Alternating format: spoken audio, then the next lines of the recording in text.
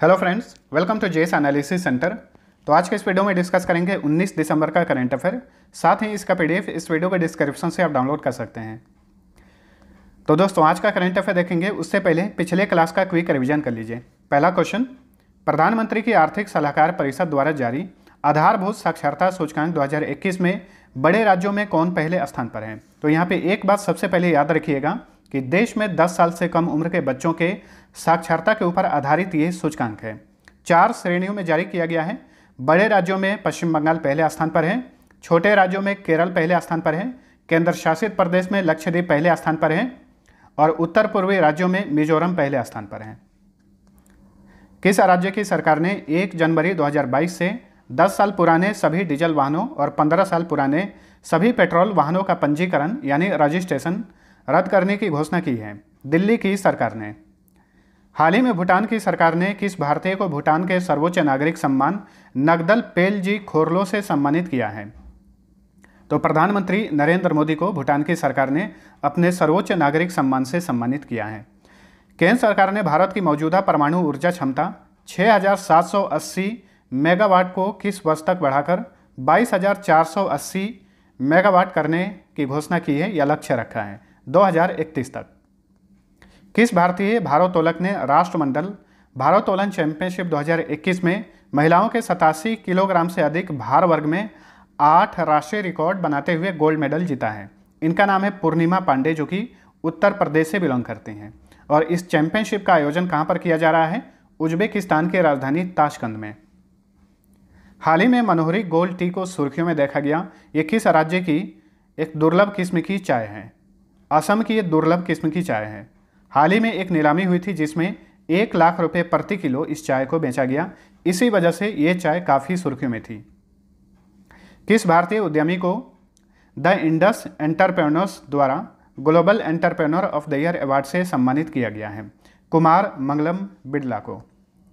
14 से 16 दिसंबर को प्राकृतिक कृषि और खाद्य प्रसंस्करण पर राष्ट्रीय शिखर सम्मेलन 2021 का आयोजन कहाँ पर किया गया? गुजरात के आनंद में। वर्ष 2022 में महिला अंडर 18 और महिला अंडर 19 सैफ चैंपियनशिप की मेजबानी कौन करेगा? भारत करेगा।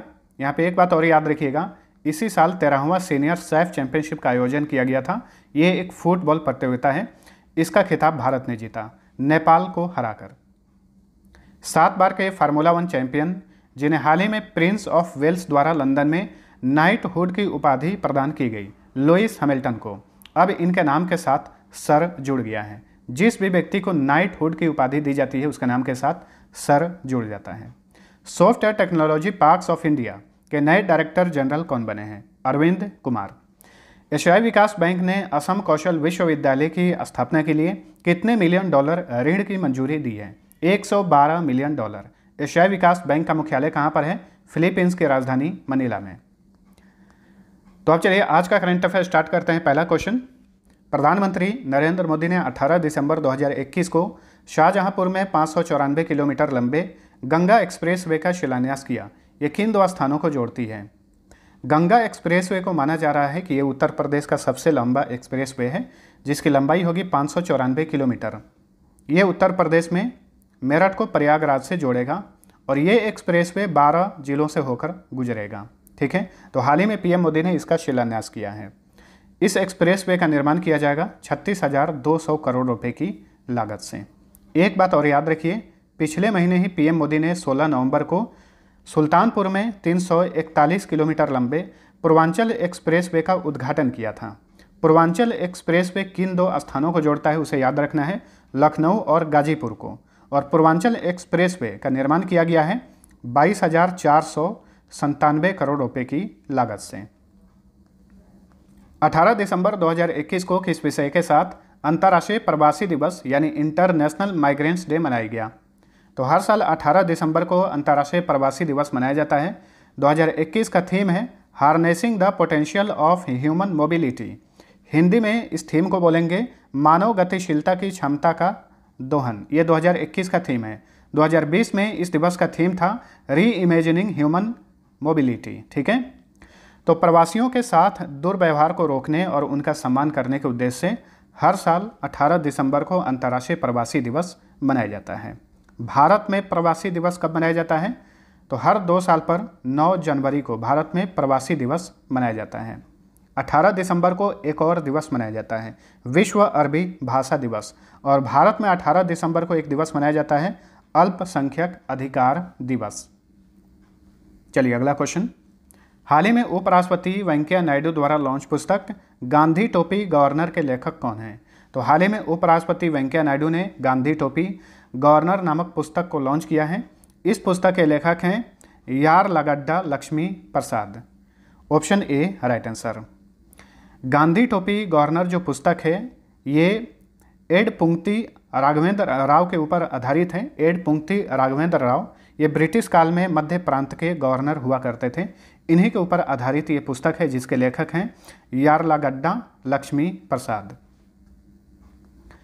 सबसे प्रशंसित महिलाएं 2021 यानी मोस्ट एडमायर्ड वुमेन 2021 की टॉप 10 सूची में जगह बनाने वाली एकमात्र भारतीय अभिनेत्री कौन है? तो हाल ही में मोस्ट एडमायर्ड वुमेन 2021 की सूची जारी की गई है। इसमें टॉप 10 में जगह बनाने वाली एकमात्र भारतीय अभिनेत्री हैं Priyanka Chopra. Option C right answer. वैसे मोस्ट एडमायर्ड वुमेन 2021 की सूची में पहले स्थान पे कौन है? तो पहले स्थान पे हैं मिशेल ओबामा, जो कि अमेरिका के पूर्व राष्ट्रपति बराक ओबामा की पत्नी हैं। इस लिस्ट में दूसरे स्थान पे हैं अभिनेत्री एंजेलिना जोली, जो कि हॉलीवुड अभिनेत्री हैं। तीसरे स्थान पे हैं एलिजाबेथ द्वितीय, जो कि ब्रिटेन की महारानी हैं। ठीक है, चलिए अगला क्वेश्चन। सबसे प्रशंसित पुरुषों 2021 यानी मोस्ट एडमायर्ड मेन 2021 की सूची में कौन पहले स्थान पर हैं? अब हम बात करते हैं पुरुषों के बारे में। तो इसमें पहले स्थान पे हैं बराक ओबामा, जो कि अमेरिका के पूर्व राष्ट्रपति हैं।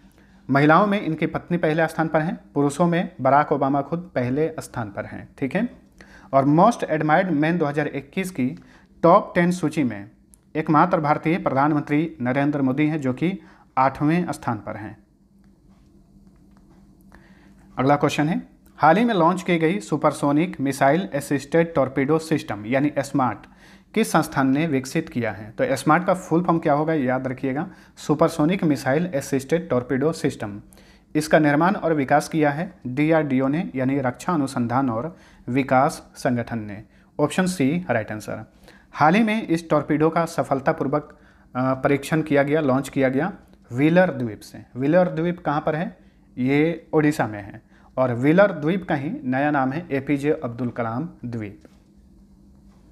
DRDO की बात करें तो DRDO का फुल फॉर्म होता है defence research and development organisation. इसकी स्थापना 1958 में की गई थी। मुख्यालय नई दिल्ली में है। चेयरमैन है G सतीश रेड्डी, और G सतीश रेड्डी को इसी साल एक पुरस्कार दिया गया है, आर्यभट्ट पुरस्कार। ठीक है, DRDO का आदर्श वाक्य है बलस्य मूलम विज्ञानम। अगला क्वेश्चन, तमिलनाडु की सरकार ने हाल ही में किस गीत को राज्य गीत घोषित किया है? तो हाल ही में तमिलनाडु की सरकार ने एक राजकीय गीत घोषित किया है। इस गीत का बोल है Tamil Thai Vazhthu. Option D right answer. अब जानिए तमिलनाडु के बारे में। तमिलनाडु अपनी सीमा भारत के 3 राज्यों से शेयर करता है, आंध्र प्रदेश, कर्नाटक और केरल। याद रखिए पाक जल नब्रोमध्य यहाँ पे स्थित है, जो कि तमिलनाडु और श्रीलंका को अलग करता है। तमिलनाडु का गठन हुआ था 26 जनवरी 1950 को। जिलों की संख्या 37, राजधानी चेन्नई, CM हैं MK स्टालिन, गवर्नर हैं RN रवि, यहाँ के एक्टिंग चीफ जस्टिस हैं मुनीश्वर नाथ भंडारी। तमिलनाडु में लोकसभा सीट की संख्या 39, राज्यसभा सीट 18, विधानसभा सीट की संख्या 234 है। यहाँ का राजकीय पशु है काला हिरन, राजकीय पक्षी पन्ना कबूतर, राजकीय वृक्ष पलमेरा खजूर, राजकीय फूल लिली, राजकीय खेल कबड्डी। भारतनाट्यम और कड़गट्टम यहाँ के शास्त्रीय नृत्य हैं। कुमी, कोलट्टम तथा कावड़ी यहाँ के प्रमुख फोक डांस हैं। Gulf of Mannar Marine National Park, Indira Gandhi National Park, Mudumalai National Park, ठीक है, जहाँ पे टाइगर रिजर्व लिखा हुआ है वो राष्ट्रीय उद्यान जो है टाइगर रिजर्व भी है। Kalakad Mundanthurai Tiger Reserve, Sathyamangalam Tiger Reserve, ये भी सारे तमिलनाडु में हैं। Grand Anicut Dam, Mettur Dam Kaveri नदी पर है, भवानी सागर डैम भवानी नदी पर है। बड़गा और टोडकोटा यहाँ के प्रमुख ट्राइब्स हैं। नेक्स्ट, इंडियन न्यूज़पेपर सोसाइटी यानी INS के नए अध्यक्ष यानी प्रेसिडेंट कौन बने हैं? तो इंडियन न्यूज़पेपर सोसाइटी के नए प्रेसिडेंट बने हैं Mohit Jain. Option A right answer. और इसके वाइस प्रेसिडेंट बने हैं राजा प्रसाद रेड्डी। वहीं तन्मय माहेश्वरी को इसका कोषाध्यक्ष बनाया गया है। इंडियन न्यूज़पेपर सोसाइटी की बात करें तो इसकी स्थापना की गई थी 27 फरवरी 1939 को। मुख्यालय नई दिल्ली में है और इसके महासचिव हैं मैरी पॉल। 17 से 19 दिसंबर के बीच अखिल भारतीय महापौर सम्मेलन 2021 कहाँ पर आयोजित किया गया? महापौर को इंग्लिश में बोलते हैं मेयर्स। जो किसी जिला का मेयर होता है उसे ही हिंदी में महापौर कहा जाता है, ठीक है। तो हाल ही में 17 से 19 दिसंबर के बीच में 3 दिवसीय अखिल भारतीय महापौर सम्मेलन का आयोजन किया गया उत्तर प्रदेश के वाराणसी में, और इस सम्मेलन का उद्घाटन किए प्रधानमंत्री नरेंद्र मोदी। वाराणसी जो है प्रधानमंत्री नरेंद्र मोदी का संसदीय क्षेत्र भी है। और इस सम्मेलन का विषय क्या था? इसका विषय था नया शहरी भारत यानी न्यू अर्बन इंडिया।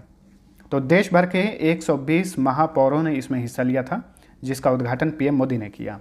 अच्छा, यहाँ पे महापौर का बात चल गया है तो इसी साल एक क्वेश्चन बना था, भारत की सबसे यंगेस्ट मेयर यानी सबसे कम उम्र की महापौर कौन बनी है? उनका नाम है आर्या राजेंद्रन, जो कि केरल के तिरुवनंतपुरम की महापौर बनी हैं।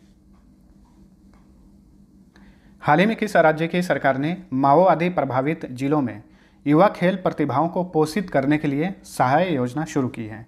तो हाल ही में झारखंड की सरकार ने, झारखंड के मुख्यमंत्री हैं हेमंत सोरेन, उन्होंने सहाय योजना को लॉन्च किया है। किस लिए?